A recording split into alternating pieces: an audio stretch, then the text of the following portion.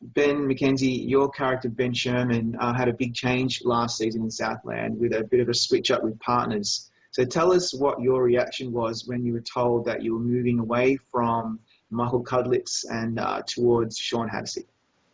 Well, the move away from Cudlitz was to be expected as the end of the probationary period sort of reached its final sort of long and coming conclusion in the end of season 3. And not only did I sort of pass along from my probationary period into being a full-fledged officer, but I also confronted him about his drug addiction and literally drove him to the hospital. So that plot line had come to an end. The pairing with Sean was,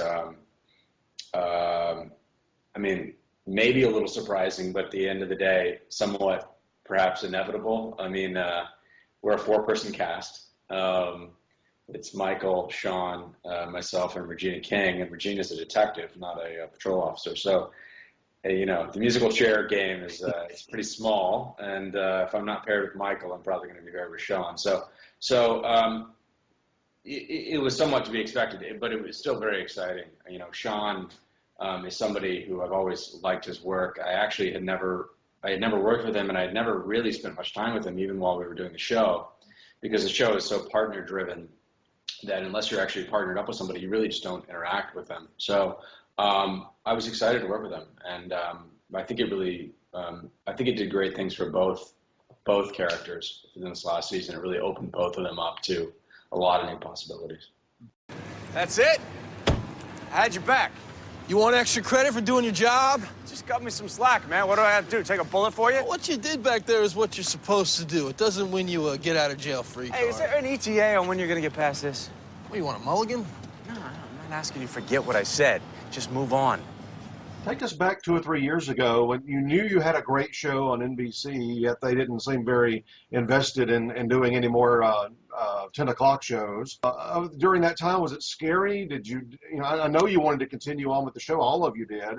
What about that time frame, and what about being picked up by TNT? Well, I would say that the mindset I sort of go into when dealing with these situations is that it's out of your control, which it is as an actor. You have very limited control. Quite frankly, nobody really has control. Even the producers of the show don't have control, and the network, once it's made its decision, you're sort of left out there in the ether. So what you really need is what eventually happened, which is that you need a network like TNT to come forward and say, we want this show, and say, come hell or high water, we want to put the show on the air. We want to give it a shot. We want to sort of do everything right that your previous network perhaps did not do, and stay behind it. And that's what they did. So TNT stepped in. The deal was negotiated. It took a while, but as an actor, you just got to kind of put your hands up and say, it's going to be what it's going to be, and try to stay as calm and zen about it as possible, and optimistic, but sort of cautiously optimistic, because the truth is, 99 times out of 100, a show gets canceled on network TV and it's done. It just doesn't go anywhere. It maybe gets burnt off on some other network, but new episodes are almost never done on any other network. That's just not the way it's traditionally been done. So we're the exception. It's almost a miracle, and it's been going for a few years. Every year it's kind of on the bubble, and so many fans and critics, implore TNT to continue, making it and airing it. And the same thing's happening now, although it seems pretty likely that a 5th season is happening. Unless I've missed something, I don't think the announcement has been made yet. Do you know anything at all? No, I think the announcement is coming. The season is going to happen, is everything that I've been sort of led to believe and told by sources that ought to know, the horse's mouth, as it were. But I think there's ongoing discussion of the number of episodes and the price that the network will pay the studio, or all that sort of stuff, licensing deals and all that stuff. So it's business stuff, but it will happen, and we're all very excited. We imagine it will be the same set up scheduling wise as it was last year, where we would start in the fall and they would air, January, February, March. But I don't know. That's above my pay grade.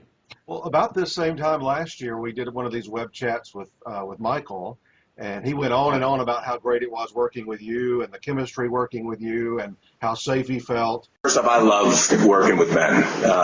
This has been the most comfortable I've ever felt. Talk a little about working with him over these past few seasons and what it's like, maybe different working with him as it is with Sean.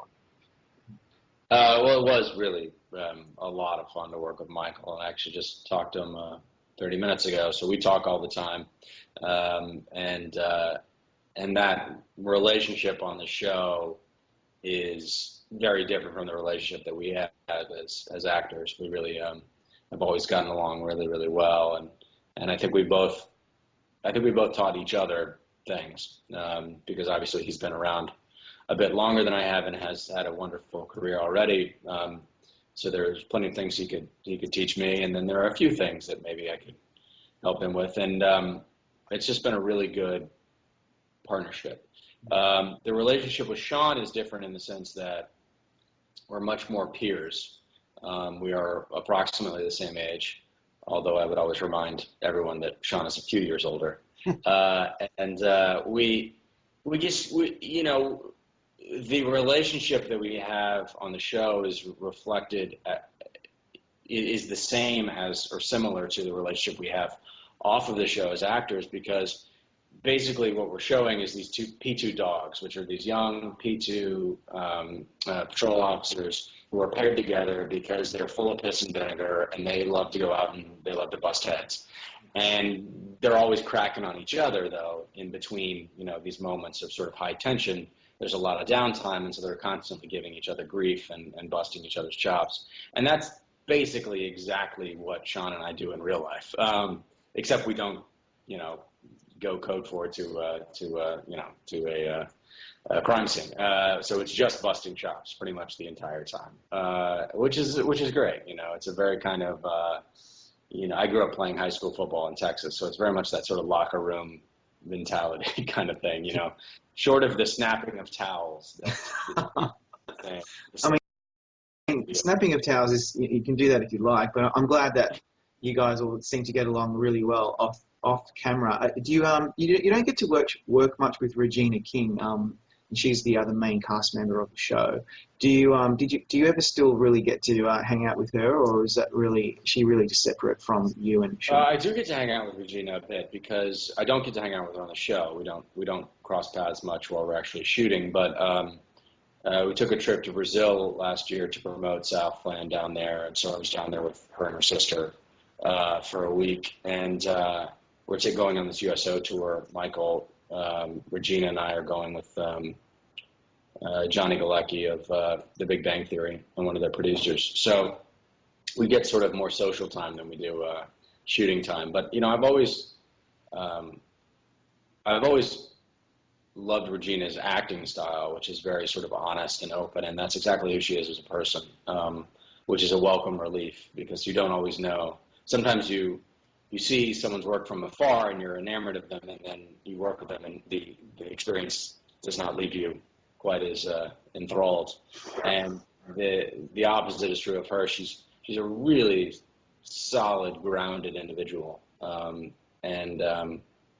just honest, sort of open but honest, sometimes brutally so, about everything, and that's welcome in this business. So I've really enjoyed getting to know her. We have a really, really strong cast, and I think it's a testament to the way the producers envision the show, which is to really embrace the kind of blue-collar, collaborative nature of not only what we have to do on the show to make it work, but also kind of to reflect what cops are, who cops are. They are, by and large, team players and blue-collar, not afraid to get their hands dirty kind of people, because that's the job they have to do. And so they tried to cast as best they could amongst this, effete group of actors. They tried to cast those of us who could, kind of roll with the punches, and that's what we've done. Well, it's a good transition when mentioning Regina and mentioning Johnny. They were, of course, child actors, and you got your start on the OC. I wouldn't necessarily call you a child actor on there, but it was a very youthful cast. And sometimes those youthful shows aim more at a younger audience. The actors coming out of them have a hard time getting respect within the industry. They're not thought of as being adult actors. So how did you make that transition successfully when so many others couldn't? I would say, a combination of work and, luck mainly. Luck would be the big driver, and then a bit of work and maybe a smidgen of talent. But I think that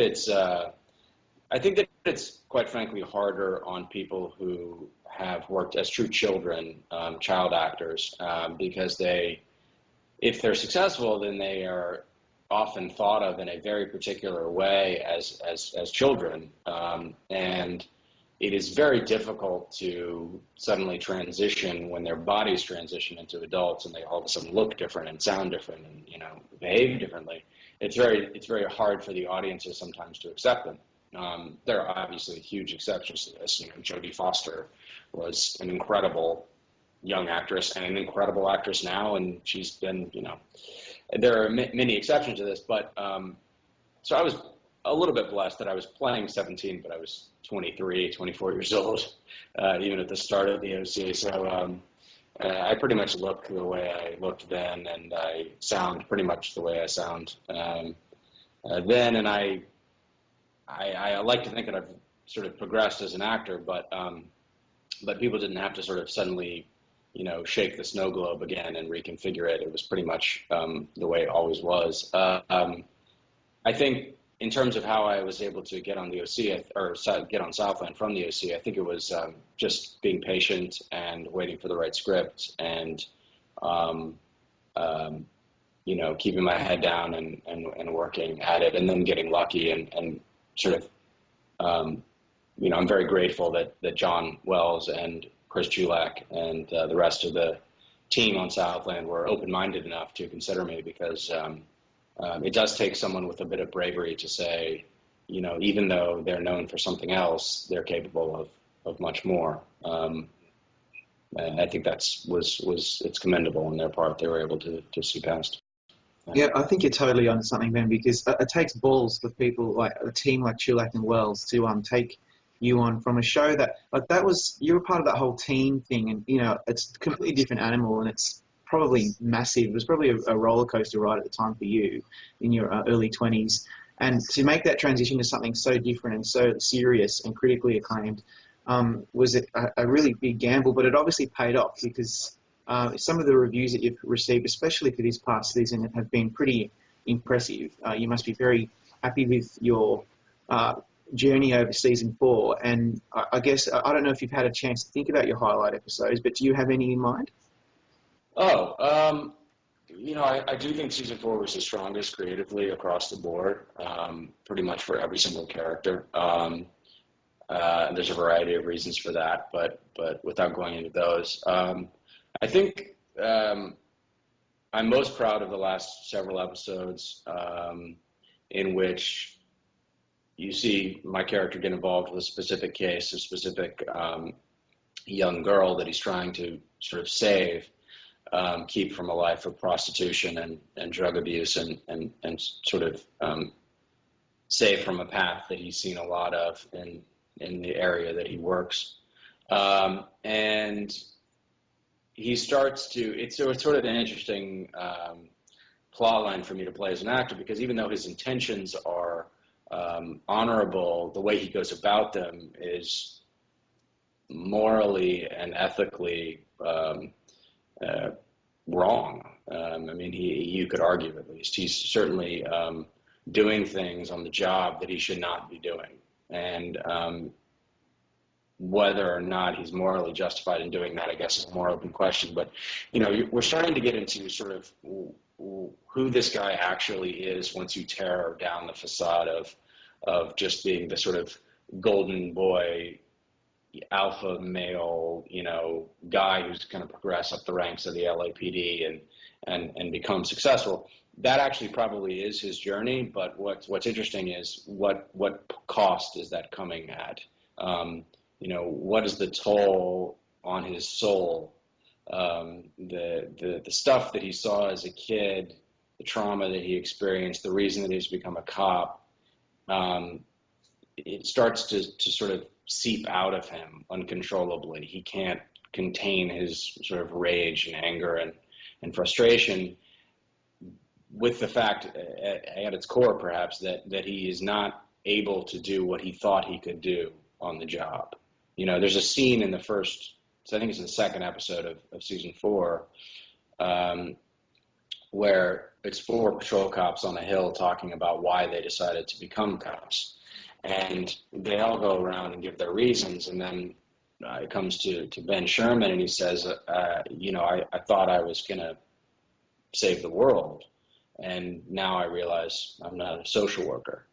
And that kind of apathy is something that he's fighting very hard against, but he has nothing to replace it except mania, except psychosis. I mean, there's nothing that he can replace it with in a healthy way right now, but this unrelenting drive to make things right, even if what he's doing is completely wrong from a moral or ethical point of view. So it's a fascinating thing, and it's a really, as an actor, it's just great. So I'm really thrilled that we're going down that path. Mm-hmm. What's up next for you? You have a bit of a break this summer?